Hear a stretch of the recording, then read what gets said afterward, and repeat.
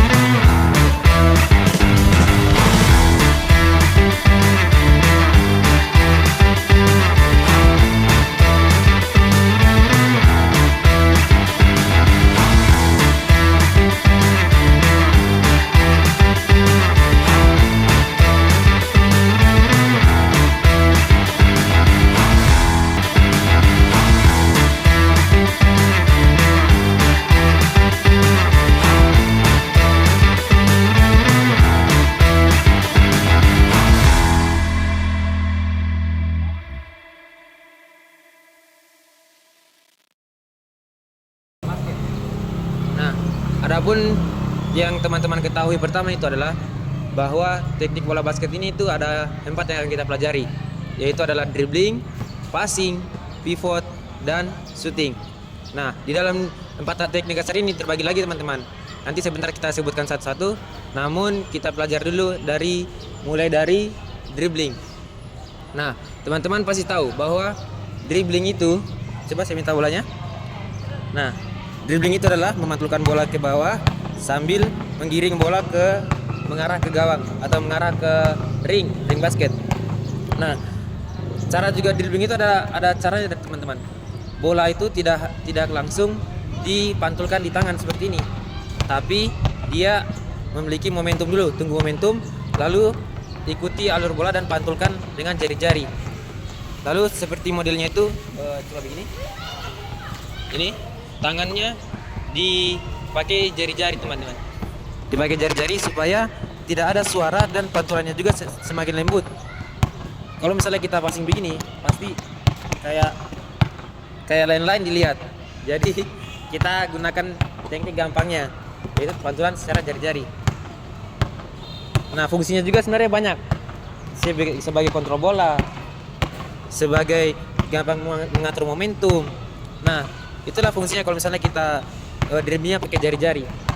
Lalu kita masuk ke materi, yaitu materi dribbling setinggi lutut atau low dribbling. Low dribbling itu adalah posisi kaki.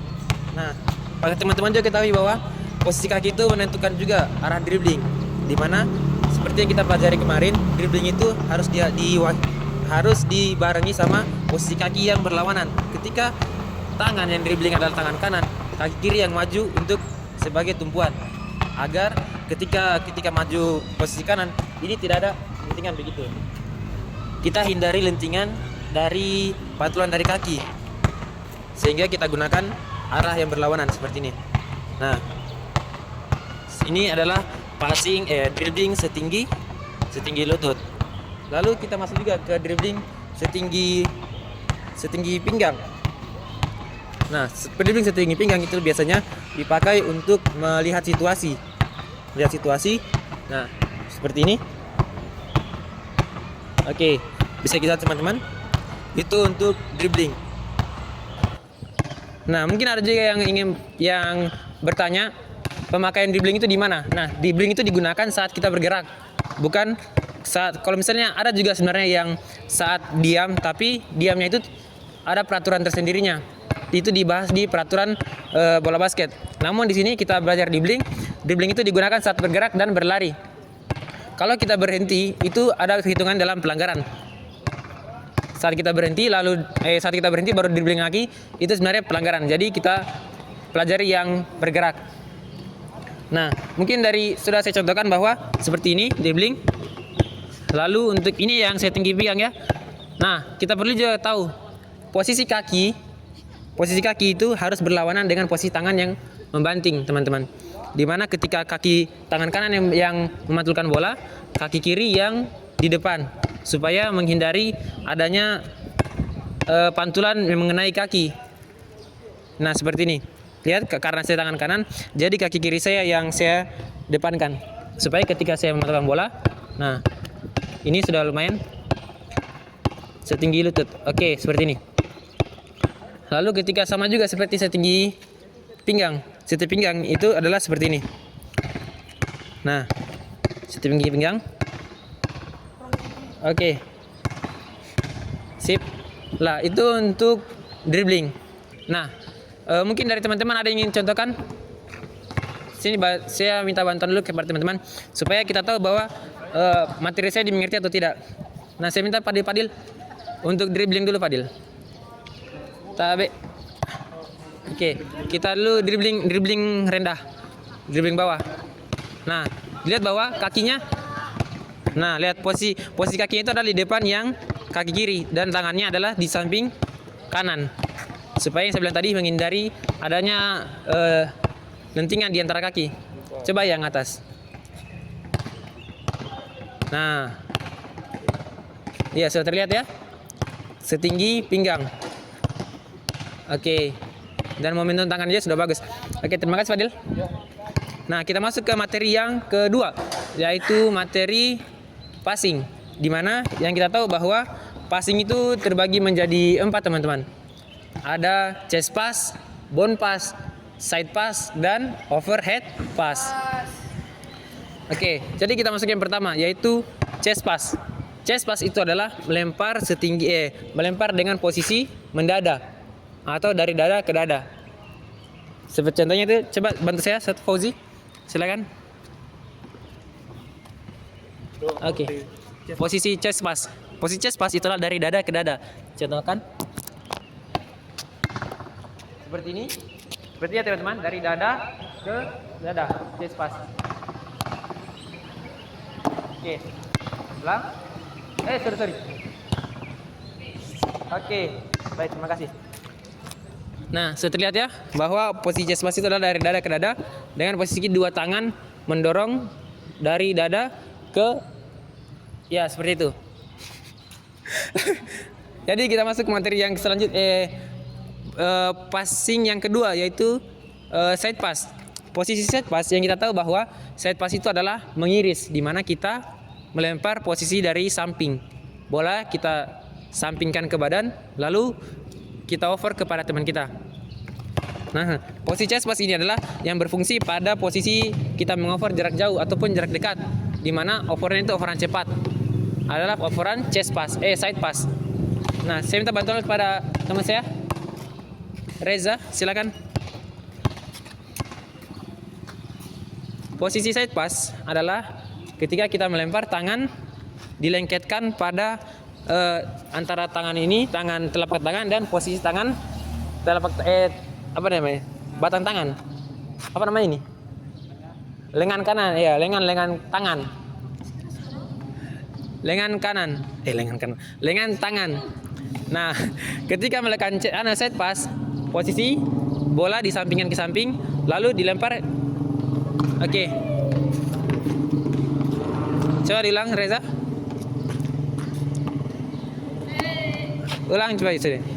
Posisi tangan tuh, set, lempar, set. Oke. Sudah mengerti? Mungkin ada teman-teman lagi yang ingin mencoba. Silahkan. Iqbal.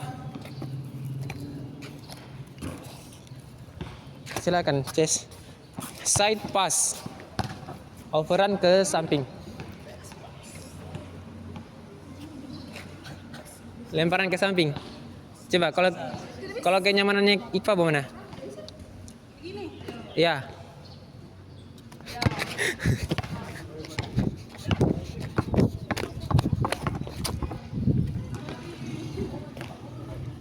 Gimana? Coba diulang. Posisi tangan disampingkan lalu dilempar.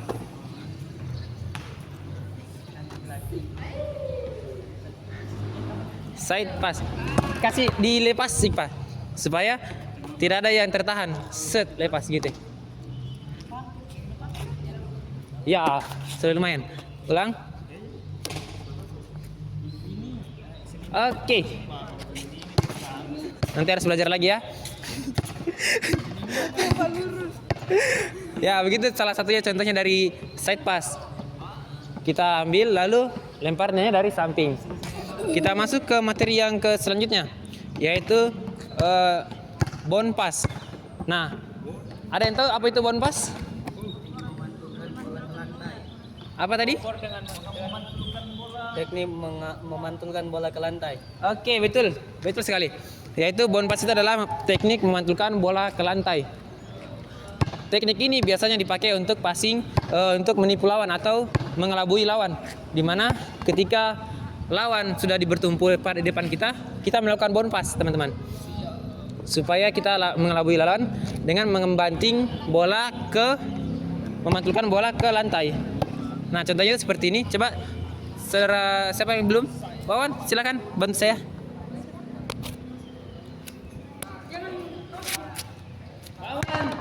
Ya.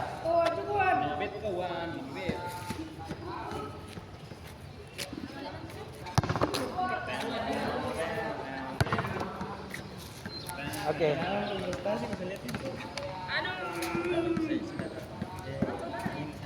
Oke. Bound pass adalah memantulkan bola ke lantai. Nah, posisi tangan itu adalah seperti ini.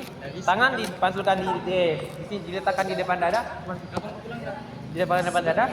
Lalu ketika kita melakukan operan itu kita memberi dorongan pada kedua tangan. Seperti ini.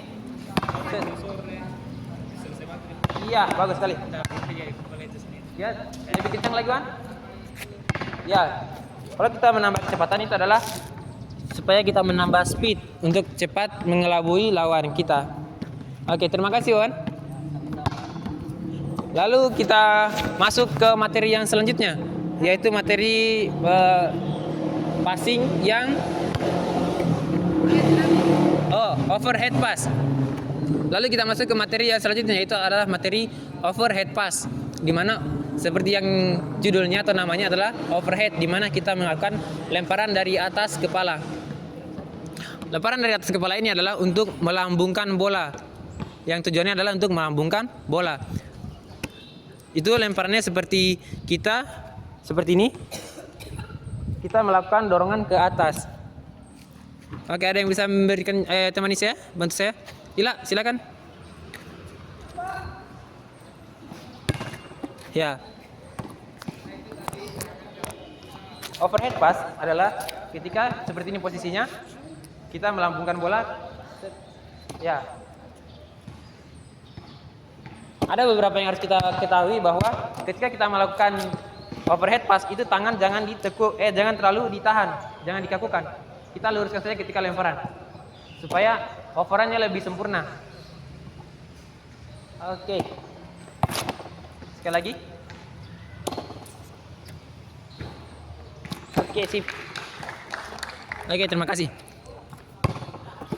Oke, jadi teman-teman kita masuk ke materi yang selanjutnya adalah materi pivot. Di mana pivot ini adalah tujuannya untuk mengelabui lawan ketika kita melakukan dribbling. Ketika kita melakukan dribbling teman-teman, pasti posisi yang kita akan ketemukan adalah dihadang dengan lawan. Nah, posisi itu adalah yang sangat bagus kita melakukan pivot. Ketika kita dribbling contoh seperti ini, kita dribbling lalu berhenti. Nah, di sini posisi yang sangat sempurna untuk melakukan pivot. Ketika lawan sudah menghadang, kita mengelabui dengan melakukan satu langkah ke depan dengan posisi kita kaki ini tidak lepas dari pijakan. Yang lepas pijakan adalah hanya kaki yang kanan yang untuk berpindah. Lalu ketika kita seperti ini, awalnya 1, 2, lalu kembali lagi, lalu melakukan operan. Jangan ketika kita melakukan pivot, habis dribbling, kita pivot, baru kita dribbling lagi. Itu pelanggaran teman-teman. Jadi itulah salah satu dari aturan dari pivot. Kita akan melakukan pivot itu tidak boleh lagi melakukan dribbling. Setelah melakukan pivot itu langsung kita masukkan operan. Operan bisa dari side pass, bisa chest pass ataupun dari overhead pass. Nah, itu untuk pivot. Gerakan melabui lawan dengan memutar badan. Lalu kita masuk ke teknik yang terakhir, yaitu teknik shooting. Di mana teknik shooting adalah gerakan yang paling penting dilakukan untuk mencetak skor atau mencetak poin pada permainan bola basket. Teknik shooting juga ada beberapa poin teman-teman. Ada beberapa teknik yang bisa kita pelajari. Ada apa tadi? Ada set shoot, ada jump shoot, dan ada layup shoot. Set shoot adalah posisi kita melakukan shooting dengan tidak melompat ataupun seperti ini. Ketika kita di luar garis, kita melakukan tanpa lompatan. Kita lompat baru kita tembak. Nah, itu untuk set shoot. Nah, ketika kita melakukan jump shoot, dari katanya saja kita adalah jump shoot, pasti kita melakukan lompatan. Seperti ini, jump shoot, bola disiapkan lalu kita melakukan tembakan dengan melakukan loncatan. Seperti itu. Melakukan jump shoot. Contohkan lagi, seperti jump shoot, siap dan tembak. Oke, itu untuk jump shoot. Lalu ada juga yang namanya layup. Nah, posisi layup ini memiliki aturan tersendiri di mana garis dari garis serang atau garis apa namanya? Dari garis ini, posisi dari garis apa namanya jadi? Ini. Garis serang. Nah, ketika sudah masuk dari garis serang itu memiliki aturan di mana kalau kita melakukan layup itu hanya memiliki 2 langkah sebelum kita melakukan shooting. Itu adalah layup. Nah, posisi layup itu seperti ini. Ketika kita melakukan dribbling, kita melakukan dribbling, setelah masuk dalam garis 1, 2 dan kita melakukan shooting. Itu adalah layup. Contohnya seperti ini. Dribbling 1, 2 dan Oke teman-teman. Oke, mungkin sampai situ saja yang saya sampaikan. Adapun banyak kurangnya, banyak salahnya, saya minta maaf yang sebesar-besarnya. Dari saya, wassalamualaikum warahmatullahi wabarakatuh. Waalaikumsalam